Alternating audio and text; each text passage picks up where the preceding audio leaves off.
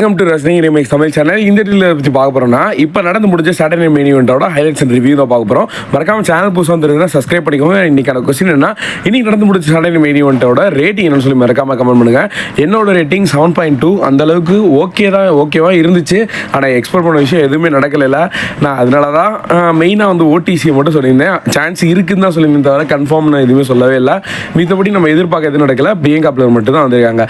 Opening match வந்து பார்த்தீங்கன்னா ராண்டி Ardern true மைண்டருக்கான match. இந்த மேட்ச்ல வந்து பார்த்தீங்கன்னா என்ன இதில் எதிர்பார்த்து நடந்துருச்சு. அதாவது ட்ரூ மைண்டர் தோக்கடிச்சிட்டாங்க, ராண்டியை வின் பண்ணிட்டாங்க. அதாவது நைட் ஆஃப் சாம்பியனுக்கு அப்புறமா ராண்டி வின் பண்ணது உண்மையே நல்லது.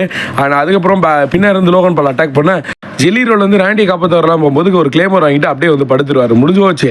இங்கே என்ன பண்ணிட்டாங்க, ஃபேன்ஸ் பக்கத்தில் எல்லாருமே ஒவ்வொரு super star, woman division super star வந்து உட்கார வச்சிருக்காங்க.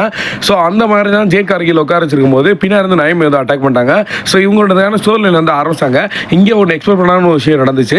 இவங்க ரெண்டுக்கான ஸ்டோரி ரெசம்பியா முன்னாடி எந்த மாதிரி ஒரு ஸ்டோரி லைன் முடிச்சோம், நயோமி எதுக்காக வந்து ஜேட் கார்கில் அடிச்சாங்களோ அந்த ஸ்டோரி லைன் வந்து திருப்பி வந்து ஸ்டார்ட் பண்ண போறாங்க. இது வந்து எனக்கு தெரிஞ்சு ஃபெயிலியர் ஸ்டோரி லைன் தான். ஆனால் என்ன பண்ண போறாங்கன்னு தெரியல.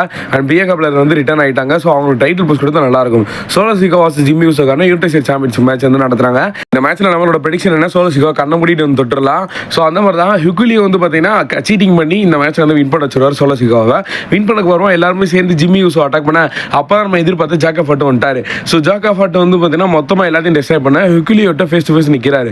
அந்த ஒரு மூமெண்ட் வந்து நல்லா இருந்துச்சு. ஆனால் அதுக்கப்புறமா ஜாக்கா ஃபட்டு அதெல்லாம் யாருமே பார்க்காம அடிச்சு தூக்கி நவட்டிட்டாரு. ஸோ நெக்ஸ்ட் வந்து பார்த்தீங்கன்னா செத்ரான்ஸ் வர்சஸ் எலினேட்கான மேட்ச். இந்த மேட்ச் நடக்கும்போது ஃபேன்ஸ் எல்லாரும் ஓடிசின்னு கத்திக்கிட்டு இருக்க. ஸோ நினச்ச மாதிரி நடக்கல. இந்த மேட்ச்சில் வந்து பார்த்தீங்கன்னா செத்ரான்ஸ் இன்ஜூர் ஆகி உட்காந்துட்டாரு. உண்மையில பாவம், அது வந்து ரியல் இன்ஜூர் தான் வந்து அந்த மெடிக்கல் டீமே வந்து சொல்லியிருக்காங்க. ஸோ இப்போதைக்கு அவர் நீ வந்து இன்ஜூர் ஆகிருக்கு. ஸோ அவர் ரெக்கவரி ஆன கண்டிப்பாக வந்து வரணும். ஸோ அந்த மேட்ச்சில் என்ன ஆச்சுன்னா எல்லைக்கிட்ட க்ளீனாக வந்து தோற்றுருப்பாரு. நீங்கள் அந்த ஒரு சீக்வன்ஸை பார்த்தீங்கன்னா உங்களுக்கே தெரியும். செத்ரான்ஸ் வந்து அப்படி தோற்றுருந்த சீக்வன்ஸ் வந்து உண்மையிலே எமோஷனலாக இருந்துச்சு. அண்ட் இங்கே குந்தர் வாசஸ் கோல்பர்க்கான ஒரு மேட்ச். அண்ட் இந்த மேட்ச்சில் நம்ம வந்து யார் வின் பண்ணுவோம் அப்படின்ற அன்பிரடிக்டபிளாக இருந்துச்சு. கடைசியில் கோல்பர்க்கோட அந்த இன்ஜூரை காட்டிக்கிட்டே இருந்தாங்க.